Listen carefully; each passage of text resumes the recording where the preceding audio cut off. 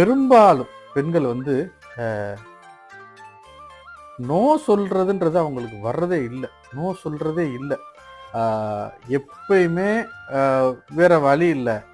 அன்புக்காக, கல்யாணம் பண்ணதுக்காக, காதலுக்காக, அப்பா சொல்லிட்டான்றக்காண்டி, சமுதாயத்துக்காண்டி, பிள்ளைகளுக்காக, சகோதரனுக்காக, நண்பனுக்காக, இப்படி எல்லா விஷயத்துலையும் சரி அவங்களுக்காக செஞ்சுட்டேன், வேற என்ன செய்யுது, சரி அவங்களுக்காக செஞ்சுட்டு செய்கிறாங்களே தவிர நோ சொல்றதே இல்லை.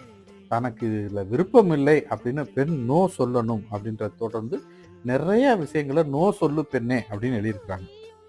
அது ரொம்ப முக்கியமான கட்டுரை. புனிதங்களும் புண்ணாக்குகளும்.